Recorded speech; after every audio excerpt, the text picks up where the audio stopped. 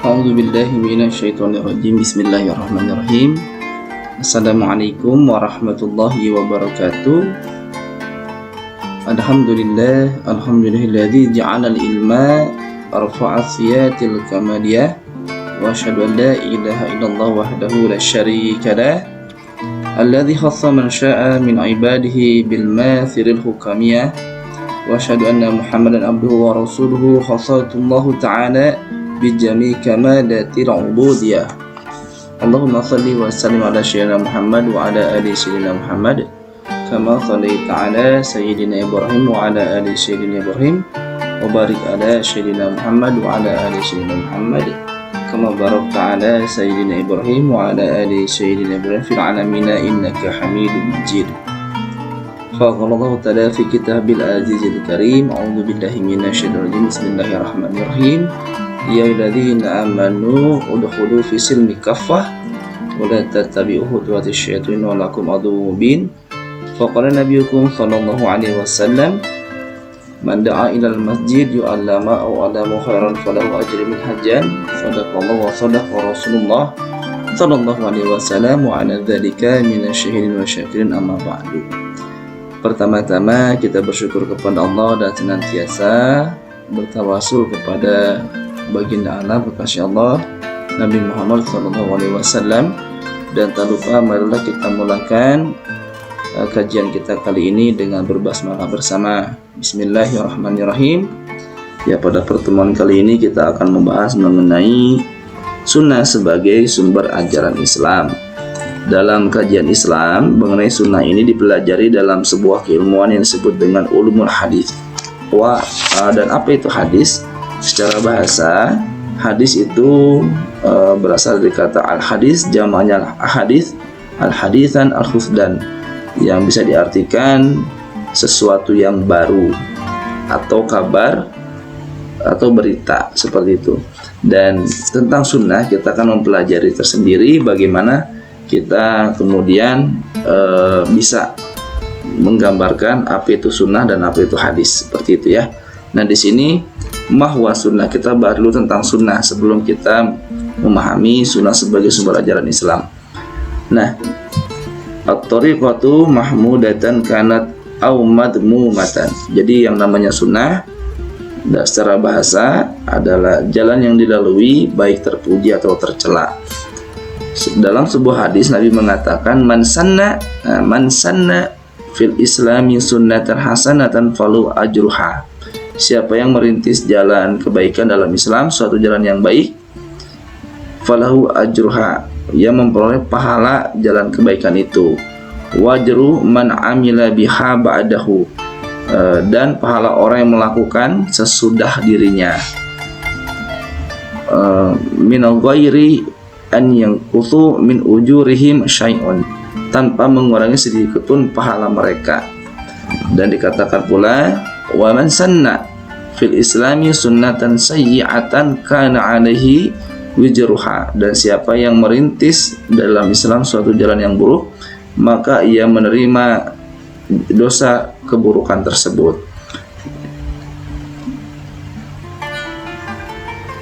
Wa wizruha man amila biha, dan keburukan orang-orang yang mengerjakan sesudahnya min ba'dihi min ghairi ayang qata min aujarihim syai'un, dan ia akan menerima dosa jalan keburukan itu dan dosa orang yang mengerjakannya sesudah dirinya tanpa mengurangi sedikit pun dosa-dosa mereka. Jadi kalau kita berbuat baik, kebaikan itu untuk diri kita sendiri, dan juga orang yang berbuat baik nyontohin kita, maka kita mendapatkan kebaikan karena kita sudah memberikan contoh teladan. Dan kalau kita memberikan jalan keburukan kepada orang lain, maka kita dapat dosa kita sendiri dan dosa orang-orang yang meniru perbuatan buruk kita. Artinya man sanna, dari kata inilah kemudian sanna menjadi sunnah, artinya contoh jalan kebaikan atau jalan keburukan. Nah, di sini terkait dengan sunnah, sebagaimana diungkapkan oleh Muhammad Ajad Al-Khatib mengatakan, apa itu sunnah? Dikatakan ma uthira 'anil nabi sallallahu alaihi wasallam min qaulin aw fi'lin aw taqririn aw sifatin khalqiyatin aw siratin sawa'un kana qablal bi'asyati aw ba'daha.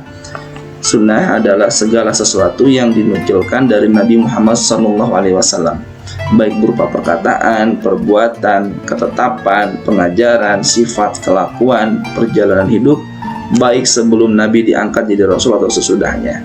Nah ini, jadi saking mulia Rasulullah, jangankan sesudah jadi Rasul, sebelum jadi Rasul saja sudah jadi teladan ya. Bahkan kita tahu gelar Al-Amin yang dinisbatkan orang jahiliyah kepada Rasul itu diberikan gelar Al-Amin ketika Rasul sebelum diangkat menjadi seorang Nabi atau seorang Rasul. Nah kemudian kita akan berbicara tentang hadis itu sendiri ya. Jadi hadis itu tadi kita gambarkan sebagai sebuah khabar atau sebuah kabar berita. Jadi kabar berita tentang apa saja sih yang dilakukan Nabi terkait yang pernah dilakukan Nabi mengenai pertama perkataan, perbuatan, takrir atau ketetapan, pengajaran, sifat, kelakuan, perjalanan hidup Rasulullah, baik beliau sebelum jadi Rasul maupun sudah jadi Rasul, itu namanya hadis. Jadi mengabarkannya namanya hadis, perbuatannya namanya sunnah. Nah di sini teman-teman ada berbagai macam bentuk hadis. Ada namanya hadis qauli ya. Hadis qauli adalah segala bentuk ucapan atau perkataan yang berdasarkan disandarkan kepada Nabi Muhammad SAW. Contohnya begini, ada sebuah hadis mengatakan an Abi Hurairah qala, dari Abu Hurairah beliau berkata, qala Rasulullah SAW, bahwa Nabi Muhammad pernah berkata, man kadzaba alayya muta'ammidan, siapa yang berdusta dengan sengaja atas diriku,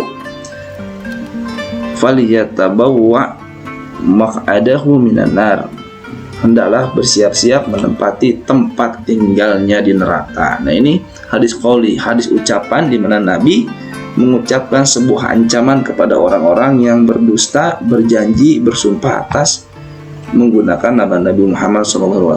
Dan siap-siap saja bagi mereka yang berdusta menggunakan nama Rasul, nama Muhammad SAW, maka tempat tinggalnya di neraka.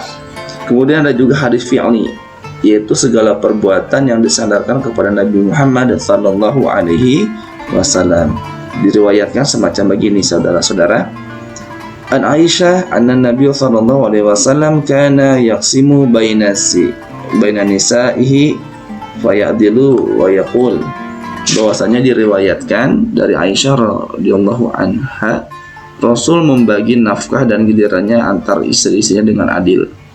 Beliau bersabda, yaqulu Allahumma hadhihi qismati fima amliku fala talmini fima tamliku wa la amliku. Dikatakan, ya Allah, inilah pembagianku pada apa yang aku miliki, janganlah kau mencelaku dalam hal yang tidak aku miliki. Ini hadis fi'li terkait dengan Rasulullah berlaku adil kepada istri-istrinya. Ada juga hadis takriri, hadis yang merupakan ketetapan atau persetujuan. Contohnya, la yusalliyanna ahadul asr illa fi bani Quraidah, janganlah seorang pun sholat asar kecuali nanti di Bani Quraidah. Ini takriri, jadi sebuah perizinan ketetapan Nabi kala itu janganlah seorang pun sholat asar kecuali nanti di Bani Quraidah. Nah seperti itu. Jadi ini ada hadis, hadisnya hadis takriri, hadis ketetapan ya. Kemudian ada juga hadis hammi, adalah hadis yang berupa keinginan atau hasrat Nabi Muhammad yang belum terrealisasikan. Nah, sama seperti halnya hasrat berpuasa tanggal 9 Asyura. Jadi ketika itu Rasulullah bersabda, dari Abdullah bin Abbas, Rasulullah bersabda, ketika Nabi berpuasa pada hari Asyura dan memerintahkan para sahabat untuk berpuasa, mereka berkata, ya Rasulullah, hari ini hari yang diagungkan oleh Yahudi dan Nasrani. Rasulullah SAW kemudian bersabda, Tuhan yang akan datang, insya Allah aku akan berpuasa pada hari yang ke-9. Nah, jadi tahun yang akan datang, tapi ternyata di tahun mendatang insya Allah, jadi ada bahasa insya Allah, ternyata Rasulullah lebih dulu, kemudian Asyura kan bulan Muharram, ternyata Rasulullah meninggal di bulan Rabiul awalnya. Nabi Muhammad sebelum sempat merealisasikan hasrat ini karena wafat sebelum datang bulan Asyura tahun berikutnya. Ini namanya hadis hammi. Kemudian hadis ahwal, hadis yang berupa ahal ikhwal Nabi yang tidak termasuk ke dalam kategori keempat hadis di atas. Contohnya begini. Contohnya tentang ahwal. Ahwal itu ihwal. Maksudnya tentang keadaan fisik Rasulullah yang sejatinya. Contoh begini, ada sebuah yang mengatakan karena Rasulullah sallallahu alaihi wasallam ahsanan nasi wajhan wa ahsanahu khalqan laisa bitawilil ba'ini wala bil qasir. Rasulullah sallallahu alaihi wasallam adalah manusia yang sebaik-baiknya rupa dan fisik atau tubuh. Keadaan fisiknya tidak tinggi dan tidak pendek. Ini adalah sebuah hadis ya. Hadis yang bercerita tentang keadaan fisik Rasulullah. Kenapa?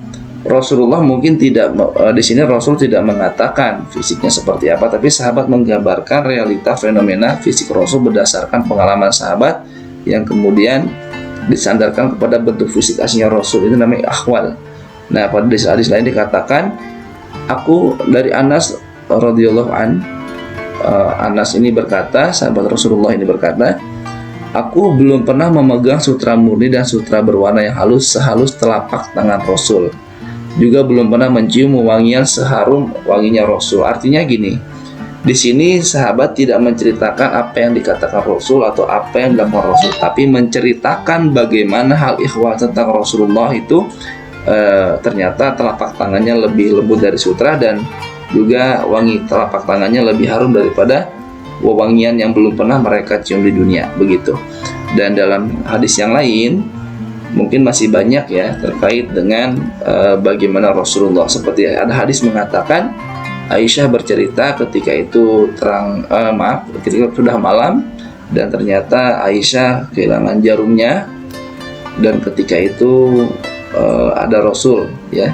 Ternyata di tengah-tengah gelapnya ruangan wajah Rasul bercahaya ya, sehingga bisa menemukan kembali jarumnya hilang.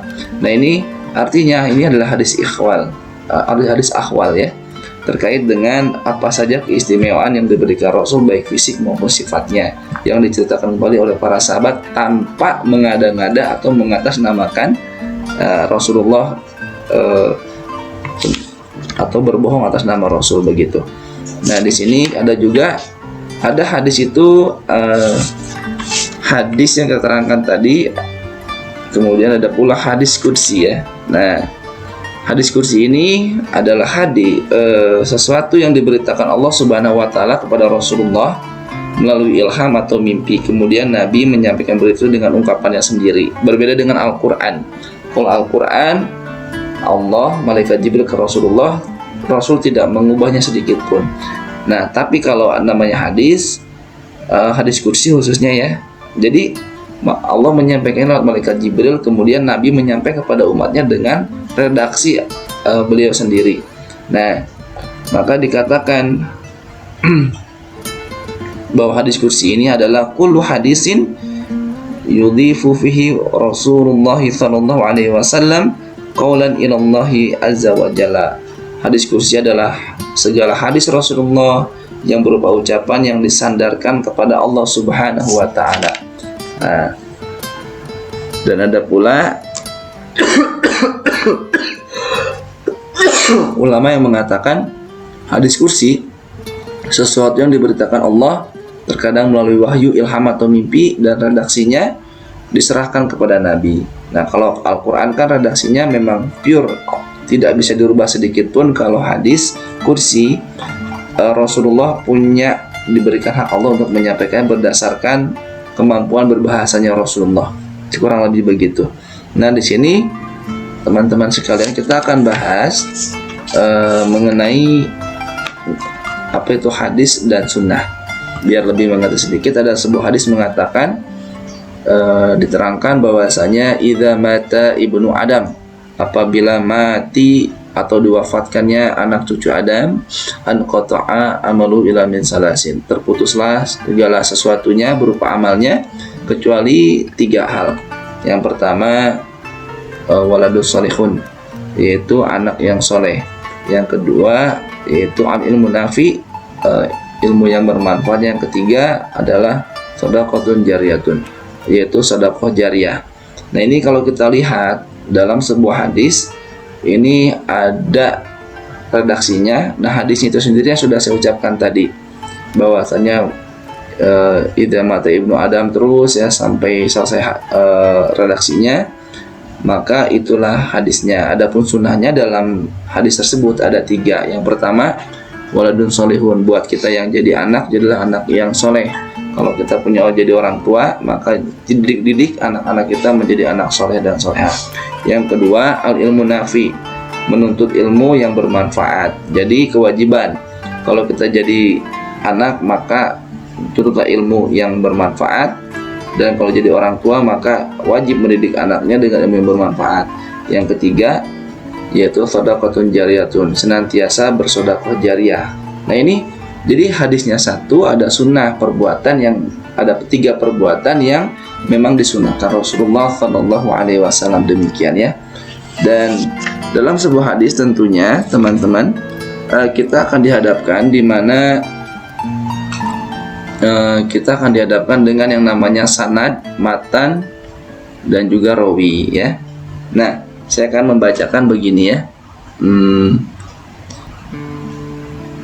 Bahwasanya Al-Faqih berkata, Muhammad bin Al-Fadl menceritakan kepada kami, Muhammad bin Ja'far menceritakan kepada kami, Ibrahim bin Yusuf menceritakan kepada kami, Ismail menceritakan kepada kami dari Amr, dari Sa'id, dari Abu Sa'id Al-Makhbari, dari Abu Hurairah, dari Nabi Muhammad SAW, di mana beliau bersabda, yaqulullahu ta'ala ana aghna syuraka'i anis syirki ana aghna anil amal. Allah berfirman, aku adalah zat yang paling tidak membutuhkan sekutu atau syirik. Nah, aku tidak membutuhkan amal. Alladzi fihi syirkatu li ghairi faman amila amalan asyraka fihi ghairi fa ana minhu bari'un. Aku tidak membutuhkan amal yang di dalamnya terkandung persekutuan kepada selainku. Siapa yang mengerjakan suatu amal perbuatan yang di dalamnya terkandung persekutuan selain aku, maka aku berlepas daripadanya. Nah, di sini jelas ya bahwa ada yang namanya matan. Matan itu adalah redaksi. Jadi redaksinya Allah Subhanahu wa taala berfirman terus ya, aku adalah zat yang paling tidak membutuhkan sekutu syirik. Yaqulu ta'ala ana aghna syaraka anisyirki. Jadi hadis ini pasti ada kalimatnya, pasti ada redaksinya, itu matan. Kemudian ada juga sanadnya. Sanad ini adalah jalur periwayatan dari Al-Faqih, dari Muhammad bin Afdal, kemudian dari Muhammad bin Ja'far, dari Ibrahim bin Yusuf, dari Ismail, dari Ammar bin, dari Sa'id bin Abu Sa'id Al-Makhbari, dari Abu Hurairah, dari Nabi Muhammad SAW. Jadi dari ujungnya dari Nabi Muhammad, itu namanya adalah sanadnya. Dan juga ada rawinya biasanya. Nah, rawi biasanya perawi utamanya siapa dalam hadis? Rawahu Bukhari Muslim atau rawahu Ibnu Majah. Itu biasanya ada dalam setiap hadis, khususnya di kitab-kitab hadis. Nah, contoh lain kita bisa lihat yaitu dalam hadis yang diriwayatkan.